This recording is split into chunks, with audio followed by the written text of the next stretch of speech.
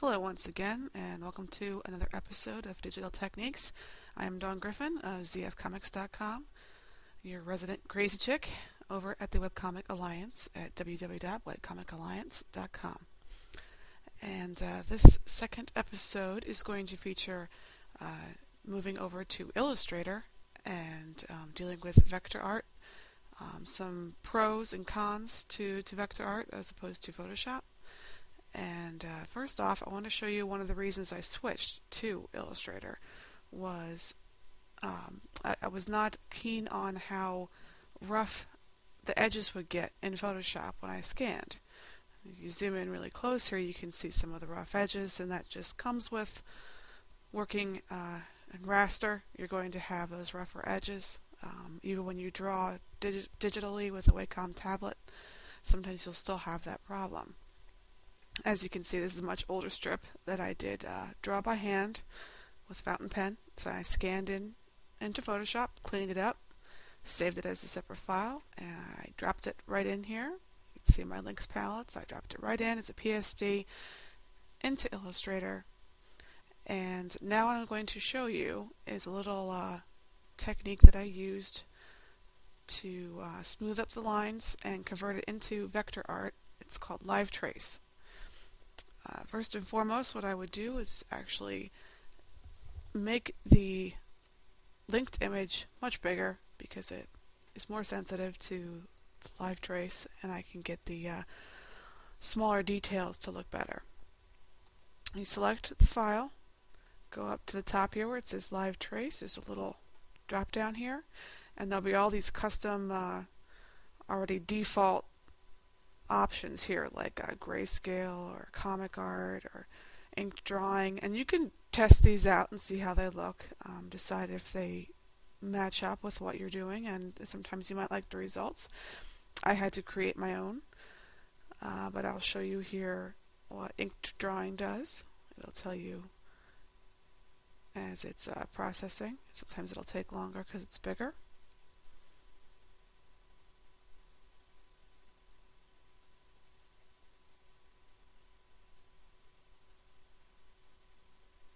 And here's what inked drawing did.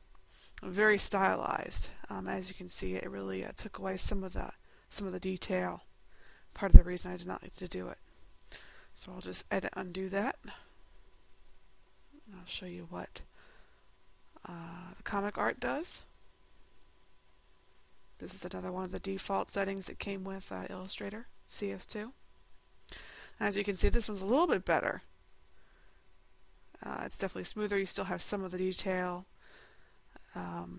What you may find is the best thing is to play around with this until you can find the exact option that you like. Save it. You can save the preset. Revert back there. Now what you can do is go down here. It says Tracing Options. Now this looks like a big complicated palette, but essentially what you'll be doing is playing with these three options here: path fitting, minimum area, corner angle. And the smaller the number, the greater the detail you get. The bigger the number, the more loose the lines are on all of these. So this is the default 2, 10, and 20.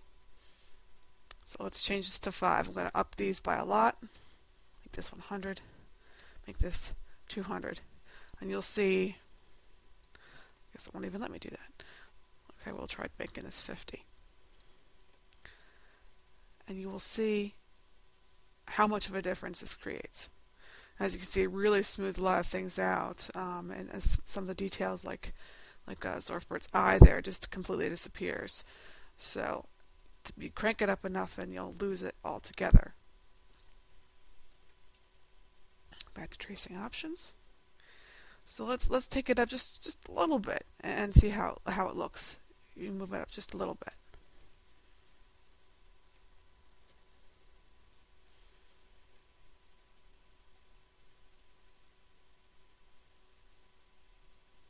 Okay, as you can see here, it really smoothed out the lines. That was part of the reason I really wanted to keep move over to Illustrator, was to smooth out the lines so that it just appeared slick and clean. And this is probably, in my opinion, a little bit too much still. So you can play around with that until you find something you like. And when you do find something you like, you can go into tracing options. And right here it says Save Preset. So you can click on the Save Preset, give it a name, and it'll always appear there.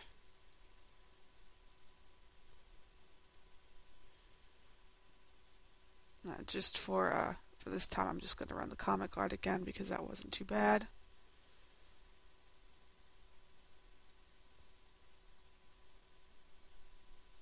Okay. Still gives you some detail, and that is important to keep your style so it doesn't look too stylized. Once you find something you like, you hit Expand here up at the top, and then it converts it into white and black shapes. So you can go in and select black. If you wanted to change the black to be, I'll do select same fill color. Say you wanted the black to actually be more of a brown, you can click that and change everything to a brown. Or you can change all the whites. You can delete the whites so that there is nothing behind them, and then you can, on a separate layer, start coloring in behind the line art. Or you could even copy the line art back over to Photoshop if you please. But this is a good way to smooth out the lines if you're really looking for a slick, clean look, as opposed to the rough edges that raster art can sometimes give you. In the next episode, I'll show you the fun that is live paint, which is a vector way of dropping color in very easily. But this is a good step in learning. It can be part of your process. If you still want to draw by hand, scan in, and then clean it up and make it look very slick and clean. I'll show you a finished piece. This is one of the finished pieces. As you can see, the line art is very smooth, consistent throughout.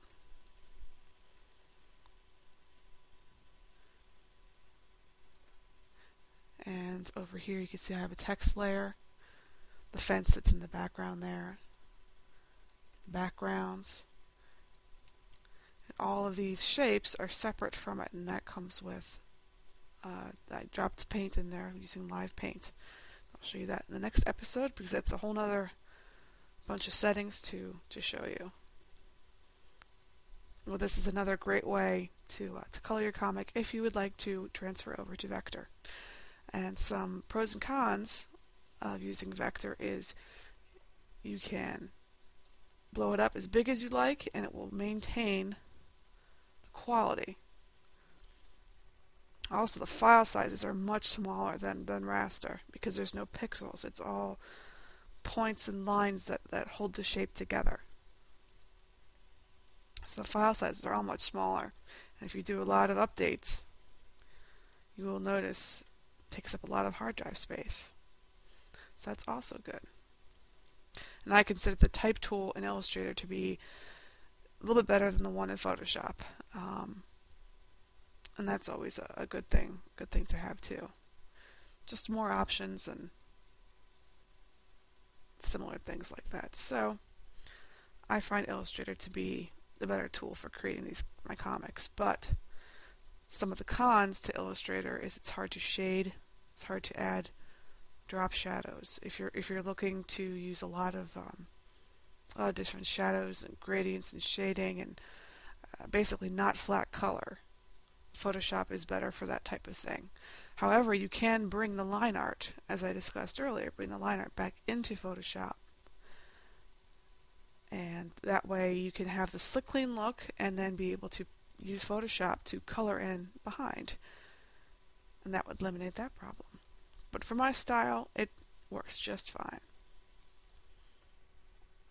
Alright, that is it for today's lesson on Illustrator and Live Trace. I hope you enjoyed it, and I'll see you back at the Alliance.